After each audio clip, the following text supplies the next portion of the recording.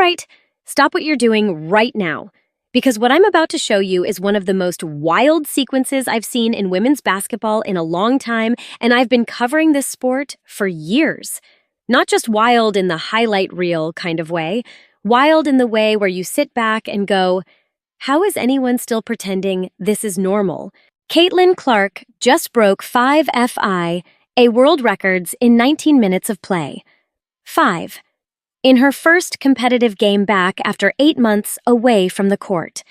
8 months of rehab, of watching from the sideline, of not knowing exactly what her body was going to feel like when she finally stepped back out there. And within 19 minutes, 5 world records. Coming off the bench. And then, 24 hours later, she stood wide open on the perimeter while her own teammates in Team USA colors looked the other way. Deliberately. On the international stage, in front of the whole world watching. And the people calling this just chemistry issues or growing pains or it's early in the tournament, they are completely missing what is actually happening here. And by the end of this video, you are going to see exactly why. Stay with me until the end, because you're going to find out exactly why that plus 35 number in 19 minutes wasn't luck, it was a blueprint.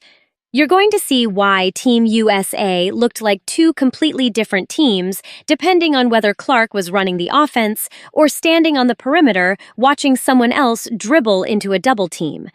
You're going to understand the coaching philosophy that didn't just show up in Puerto Rico, it followed her all the way from Indianapolis onto the biggest stage in international women's basketball.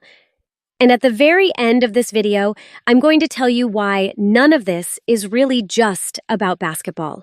It's about something a lot of us have felt at some point in our own lives, in our jobs, in our teams, in the environments we're part of. And that part. That's the part that's going to stick with you long after this video ends. Quick note before we go in. Everything you're about to hear is based on publicly available data, verified game footage, and our own film breakdown. This channel has zero affiliation with Caitlin Clark, the Indiana Fever, or the WNBA. We're not here to be a fan account, and we're not here to throw anyone under the bus. We're here to look at what the numbers actually say and let that tell the story. Cool. All right, let's get into it. To really understand what happened in that Puerto Rico game, you have to go back 24 hours. Because without that context, what happened next doesn't just seem frustrating, it seems almost unbelievable. And the contrast between those 2 games is genuinely everything. 8 months. That is how long Caitlin Clark was away from high-level competitive basketball. Groin injury first, then her leg, then her ankle. She only got through 13 games in her second WNBA season before her body just said enough. So when she finally stepped back on the floor for Team USA against Senegal in the FIBA qualifying tournament, nobody, and I genuinely mean nobody, knew what to expect. Would she be rusty? Would she need a game or 2 to find her rhythm? Would 8 months of rehab, of sitting, of watching other people play the sport she was built for? Would all of that show up the moment the game started? She came off the bench, and within 19 minutes, she had rewritten the FIBA record books entirely. 17 points, 12 assists, 0 turnovers in the first half, 0. 8 assists in that first half alone, and not once did anyone take the ball away from her. FIBA went back through their entire historical database, every qualifying game, every tournament, every country, and confirmed that no player from any nation had ever handed out that many assists in a single half of a qualifying game. Clark did that in her very first competitive game back after 8 months away, off the bench, against a team she had never played with in a competitive setting before that moment. But here's what made those 12 assists so much more than just a number on a stat sheet. It was the quality of every single one of them. Clark would bring the ball up the court, and before the defense had even finished setting up its scheme, she already knew where the gap was going to open. She was reading the floor 2 full passes ahead of every defender out there. Ryan Howard was getting layups that looked almost too easy, And the reason they looked easy is because Clark had already solved the defense before Howard even started her cut. Kiki Iriafen was scoring in the paint without having to create a single thing for herself. Monique Billings was catching the ball in perfect rhythm, right in her spots, exactly where she wanted it. And the whole offense had this breathing quality to it, fast, connected, like everyone knew where to be before the play even developed. Because Clark had already done the cognitive work before any of them touched the ball. When it was all totaled up, FIA confirmed 5 separate world records in one game. Most assists in any senior national team debut not just for Team USA, but across every single country in the entire history of FIA. Most assists from the bench in any FIA qualifying game ever played. Second most assists in the full history of FIA qualifying tournaments across all eras. And a plus-minus of positive 35 in just 19 minutes on the floor. The lineup Lawson assembled in that second quarter, Clark running point alongside Ryan Howard Kelsey, Plum Kiki Iriafen, and Monique Billings, was the most efficient unit on the floor by a margin that wasn't even close to debatable. And Lawson herself said after the game that that specific group took Team USA to a different level. Those were her words. Not a reporter's words, not a fan's words. Her own coach looked at that lineup and publicly said it elevated the entire team. And one more thing that really drives home the scale of what happened that day.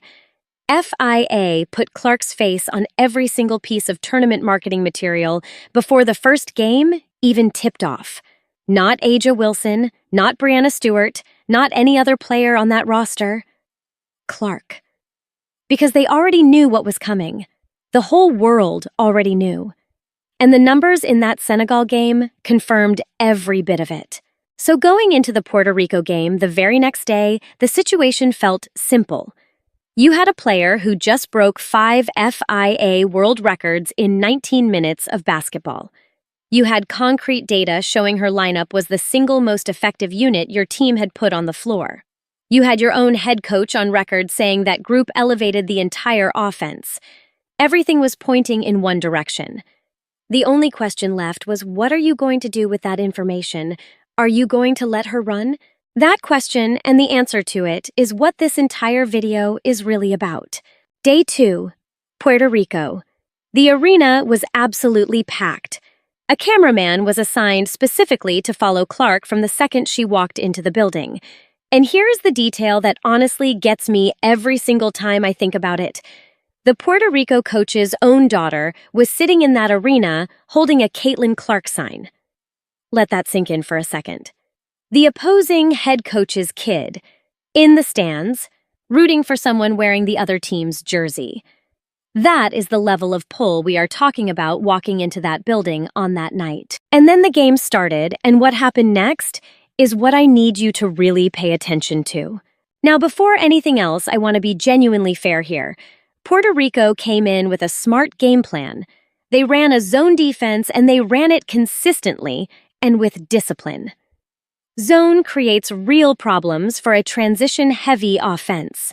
It slows pace-down forces, half-court sets, takes away the quick outlet passes that make a running game click, and breaks up the timing that makes fast basketball look effortless. Clark said after the game that the zone made things feel clunky and knocked the offense out of its natural rhythm, and she is absolutely right about that. That is an honest read, and it deserves to be acknowledged. But here is the fundamental truth about beating a zone. Any zone. The way you attack it is with ball movement, quick decisions, and finding the open player before the defense can recover and close out. You keep the ball moving until something breaks open. You trust the open shot. You find the open person. And Clark was the open person, over and over again throughout that game. There was one sequence where Kayla Cooper caught the ball on the wing with Clark standing completely open behind the three-point line. No defender within 5 feet of her. The right basketball play. The only basketball play that makes sense in that moment is to find Clark. Cooper did not look. She put her head down and dribbled straight into a double team. Turnover. Then there was Angel Reese ball in hand, and Clark had already done the work to create her own separation. She was open, she was in rhythm, she was waiting. Reese did not go to her, did not even move her eyes in that direction. The possession stalled and died. Nothing happened. And this was not a one-time bad read in a tough moment. This was a pattern that repeated itself throughout the entire game. Clips started circulating online almost before the quarter was even over. People watching in real time were documenting it possession by possession, and the frustration in the comments was immediate, and it was intense. Because people could see with their own eyes exactly what was happening on that floor.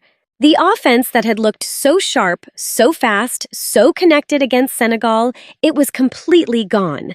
Instead of ball movement and purposeful cuts, Team USA was grinding through slow half-court possessions that ate the shot clock and produced nothing.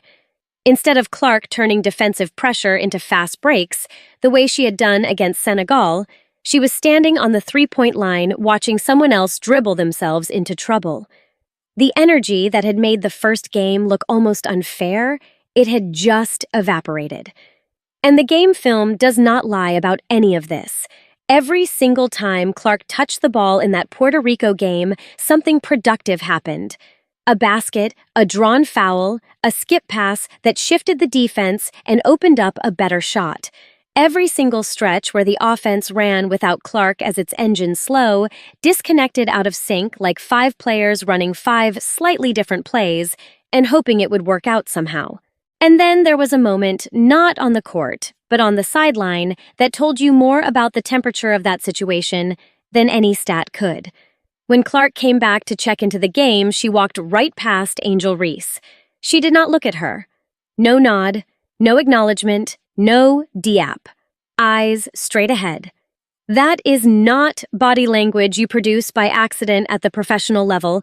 That is a player who has processed what is going on around her and made a very deliberate, very conscious decision about how she is going to carry herself inside of it. But here is where this story gets genuinely complicated. Because everything happening on the floor, as real and as frustrating as it was, that might actually be the symptom, not the root cause. After the game ended, a reporter approached Lawson and asked her a direct, specific question about Caitlin Clark. Lawson did not answer it.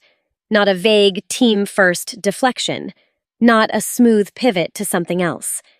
She talked about being in fact-finding mode, about still working through combinations. After Clark had broken 5 FIA world records the day before, after the plus 35, after Lawson herself had told reporters that Clark's lineup elevated the entire team, she was still in fact-finding mode. I want you to sit with that for a moment. Lawson watched Caitlin Clark produce one of the most historically dominant debut performances in the entire recorded history of FIA international competition, and 24 hours later, she was telling the press she was still gathering information. What information is left to gather? What fact has not yet been found? Now I need to talk about someone who has not been the center of most coverage around this story, but I genuinely believe is the most important layer in understanding what you actually watched in that Puerto Rico game. Stephanie White. Stephanie White is the head coach of the Indiana Fever. She is Caitlin Clark's head coach in the WNBA. And she was sitting right there on the Team USA bench during the Puerto Rico game. White spent the entire 2025 WNBA season working to reshape how Clark operates on the floor, pushing her toward off-ball movement, reducing the situations where she functions as the primary ball handler and decision-maker, slowing down the pace that Clark naturally plays at and thrives in. Indiana Fever fans watched this philosophy play out game after game over a full season. It was not subtle. It was a documented, consistent, deliberately applied coaching approach. And now that same philosophy was sitting on the bench of Team USA in the exact game where Clark was being frozen out of the offense she had dominated 24 hours earlier. I want to be precise about this because it matters. I am not saying there was a conversation where someone decided to go after Clark. I have no way of knowing that, and neither does anyone outside that locker room. What I am saying is that when you line up a head coach who refuses to say Clark's name in a post-game press conference, a bench coach whose entire documented philosophy involves limiting Clark's role as a facilitator, a star player who held the ball and forced shots while Clark stood open repeatedly, and a teammate who looked Clark off on multiple possessions in a row, and all four of those things happen in the same game the day after Clark broke 5 world records. That is not a bad night. That is a pattern. And patterns do not appear out of nowhere. The data is unambiguous. Watch the game possession by possession, and the story never changes. Clark touches the ball. The offense has a pulse. Clark stands on the perimeter while someone else makes decisions. The offense flatlines. There is no version of this film that tells a different story. And the stakes of getting this wrong are not small. Puerto Rico is not Spain. Puerto Rico is not one of the elite national programs in this tournament. The teams coming later have real defensive systems, disciplined rotations, and the athleticism to make a slow, half-court offense pay a very steep price. Puerto Rico's zone was enough to completely expose how dependent Team USA's rhythm is on Clark pushing pace. A genuinely elite defensive team is going to do far more damage with that same approach. And then, after all of it, the ignored passes the coach who wouldn't say her name, the offense that fell apart without her running it. Caitlin Clark stepped up to the microphone. And she talked about Puerto Rico's zone. She said the offense felt clunky. She said the team would figure it out. No names mentioned, no shade thrown, no look, no sigh, no carefully placed pause that the internet could run with for 3 days. Just a clean, calm, completely team-first answer from a player who had every single reason in the world to say something very different. Think about how easy it would have been to take one shot. One sentence, one raised eyebrow. The comment section would have exploded in her favor within minutes. She chose not to. And that tells you something important about who she actually is, not the version of her that exists in the loudest corners of the internet, but the real one. That composure does not come from not feeling anything. It comes from understanding exactly what game you are playing and knowing that the scoreboard is not the only thing that people are keeping track of. You can dismiss a frustrated quote. You can argue with a frustrated player. You cannot argue with plus 35. But I also need to say this out loud because I think it gets glossed over too easily. That composure does not make the underlying problem disappear. Lawson is still in fact-finding mode. White is still on that bench. The elite teams on this schedule are still coming. And none of these dynamics fix themselves simply because Clark handles them with grace in front of a camera. Here is what Clark's story actually is beyond the stats and beyond the controversy. There are environments that were not built for you, not because you lack the ability, but because you are functioning at a level that the structure around you was not designed to accommodate. And when that happens, the environment does not always push back loudly. Sometimes it just quietly makes sure the ball never quite finds you. Sometimes it rotates you out at the moment you have momentum. Sometimes it simply never says your name in a press conference. Clark's answer to all of it has been consistent for 2 full years. She goes out and makes the data undeniable. Positive 35 in 19 minutes, 12 assists with 0 turnovers, 5 world records. She does not argue with the system. She makes the system impossible to ignore. That is not just patience. That is not just being a good teammate. That is a deliberate, intelligent strategy from someone who understands exactly how this works. Because you can question a complaint, but you absolutely cannot question a historical performance. The 2026 FIBA season is on the horizon. Clark is heading back to Indianapolis with a clearer picture than she has ever had of what happens when a system closes around her and tries to make her smaller. She has seen it in the WNBA. She has now seen it on the international stage. And she is going back with something to prove something that honestly she should never have needed to prove at this point in her career. That the offense runs better when she runs it. That the team wins more when she has the ball. That the right basketball decision every time is just to let her play. If Lawson arrives at that conclusion before this tournament ends, Team USA becomes a genuinely frightening opponent in a hurry.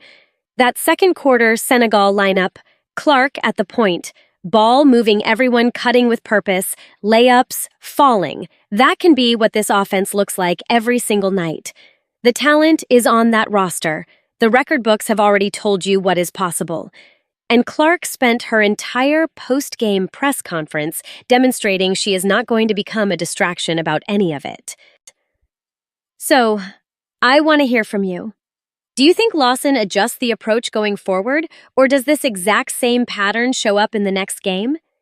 Do you think White's presence on that bench is meaningful, or is this something else entirely? Drop your real read in the comments below. Not just let Clark cook. I want actual takes on the coaching decisions, the lineup choices, the dynamics in that locker room. I read every single comment, and I do not delete perspectives I disagree with. This is a space for the real conversation. If you are in Clark's corner after everything she has been through, drop a basketball emoji right now. Let's actually see how many people are paying close attention. And if you believe this story deserves a wider audience than just the people who already clicked every comment, every share, every like, is how the full picture reaches someone who has only seen the headline. So if the truth matters more to you, then the narrative makes some noise right now. You now know the real story of what happened in Puerto Rico. But the bigger question, the one this video only started to answer, is what happens when Clark walks back into Indianapolis, back into the FIBA facility, back under the same coaching staff, with a full WNBA season ahead of her, and everything she just experienced still fresh. I already made that video. It is right there on your screen, and you genuinely do not want to skip it.